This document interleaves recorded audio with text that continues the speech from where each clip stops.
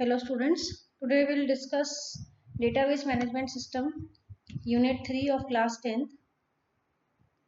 What is data and what is information? Data are raw facts and figures which we collect for processing, and information is which is organized form of data. Like if we collect numbers and we don't know what are, we have just collected the numbers, we don't know what numbers are these, but if we add information to it, like if we add name to it, we give it proper heading that these are marks of particular subject, then it becomes a information. Means data is raw facts and information is the processed form of data. There can be no information without data. Anything to become information, firstly we have to collect the data. What is database? Database is a collection of data related to a particular organization and which is stored and accessed electronically. Means we don't include manual database system in this. Database is an organized collection of data. Collection of data related to a particular organization, like data of a particular school, data of a particular bank, data of particular airline system, anything like that, then it becomes a database. And DBMS is a software that helps in creating, accessing and manipulating that database. Like for programming we use various languages, C, C++, Python. For managing database we require another software which is known as database management system. Example, student data of a school,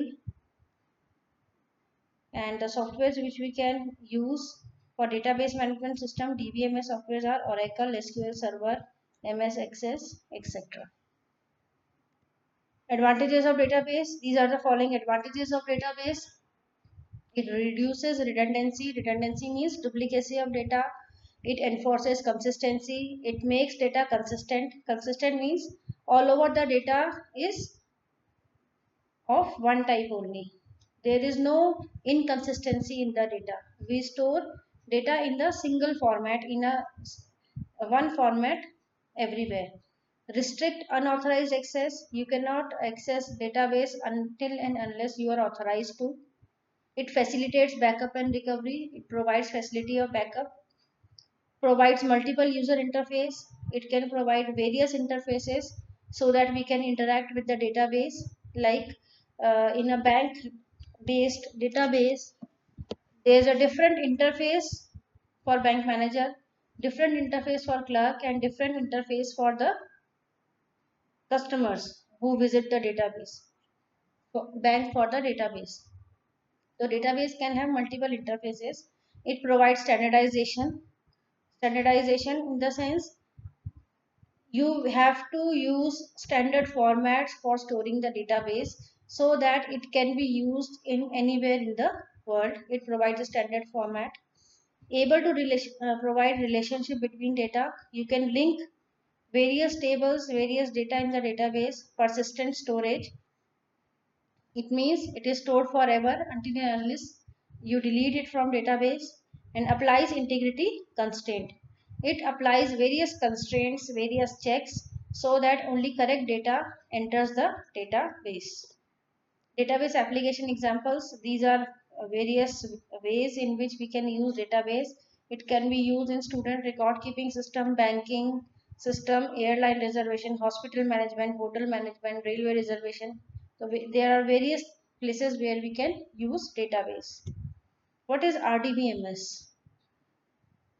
Database management system that deals with the relational model is known as relational database management system. Relational model. Model is basically the way of storing data. There are various models like hierarchical network model, but relational model is used by RDBMS, Relational Database Management System. In this, data is stored in the form of relations, which are also known as tables, and it is in the form of rows and column. All the data is stored in a tabular form. That database that deals with Relational model is known as RDBMS, Relational Database Management System. Terminology which we use in this, first of all, it is tuple. A single row in a relation is known as tuple or record. A single column in a relation is known as attribute. Domain, pool of values from which values in a relation are recorded. It means if we are storing names in a particular column, the valid values for that column are known as domain. It means domain for that column is the name of the students which are existing in a class. Domain means pool of values from which we can add valid values to the database. Next is degree. Degree is number of attributes in a relation, and cardinality is number of tuples in a relation. Tuples means records. Types of keys in a relation. Other name for attribute is key. There are 5 types of keys in a relation. Number 1 is primary key. Primary key is that key which uniquely identify each tuple of a relation. It means primary key is that attribute which have unique value for each row in a relation. A composite primary key is a primary key that is composition of more than one attribute. If there are more than one attribute which are primary key, then it becomes a composite primary key. Next is candidate key. There can be more than one attributes in a relation that satisfy the condition of a primary key. Like more than one attribute can have unique values. So both are candidates for becoming candidate key. Then both keys candidates for becoming primary key. Then both keys will be known as candidate key.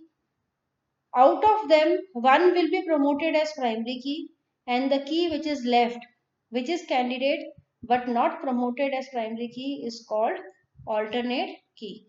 It is the second option which we can use in future for making it a primary key. Next, last is foreign key. A primary key of one relation used as non-primary key in another relation. Means primary key of one table is used as non-primary key of other table. It is used in other table, but in other table, in second table, it is not a primary key. Then it is known as foreign key. It is the example. This is a table. In this form, you store data in a database in a tabular form. Here are 3 attributes. Number 1, department number. Number 2, department name. Number 3, location. There are 3 columns or 3 attributes in a relation. There are 4 tuples in a relation. Cardinality is number of tuples. So cardinality is 4. Attributes, there are 3 attributes. So degree is 3. Degree is number of attributes in a relation. And these both are candidate key. Out of this we have made this primary key, and the key which is left is alternate key. And here is the domain. This domain is for location. This domain includes only these values. Out of these values we can use them in a table. We can enter only these cities in location. So this is the domain for location. Next is OpenOffice. What is OpenOffice? OpenOffice is a software suite.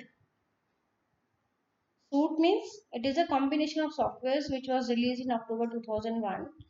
It has various functionalities like word processing, spreadsheets, etc. And it provides DBMS facilities also. And the DBMS software of OpenOffice which we use for database management system is known as Base. This database management system we will be using for our reference. So we will be using OpenOffice Base as a database management system. Data types in OpenOffice. What is a data type? Data type specifies what type of value you are going to store in a column. There are various columns, and what type of data you want to store in that column is specified by the data type. There are 5 main categories: numeric, alphanumeric, binary, date, and other. So whenever you want to store data in a database, you have to give its data type so that only that type of data is entered into the database. Number one is alphanumeric. Alphanumeric, it is used, alphanumeric data type is used for storing numeric as well as alphabetic values. Alphabetic means ABCD alphabets and numeric means numbers. It can store both type of data. There are four data types in alphanumeric. You can see them, and their size is given, how many bytes it occupies, how much data storage it uses. These are alphanumeric data types. Then is numeric. Numeric data types are used only for storing numeric values, only numbers. So there are so many numeric data types over here. Number of bytes, how many number of bytes each uses as storage is given, and the range of values which one uses. Like in small int you can store a number ranging from minus 2 to the power 15 to 2 to the power 15 minus 1. This is the range of the number which we can store in small int. Similarly, ranges of all the numbers is given over here. Next is date and time data type. In this, date and time can be stored. There is a fixed format for this. This is a basic format in which we can store data, and this is for time. And in timestamp, we can store both data and time. Next is binary data types. Binary data types are basically used for storing large data like photograph, music file, etc. It has much more large size for storing that data. And there are others also which are Java objects. These are out of your scope of your syllabus, but there are other objects also which we can store in the database in OpenOffice base. Database SQL commands. SQL stands for Structured Query Language.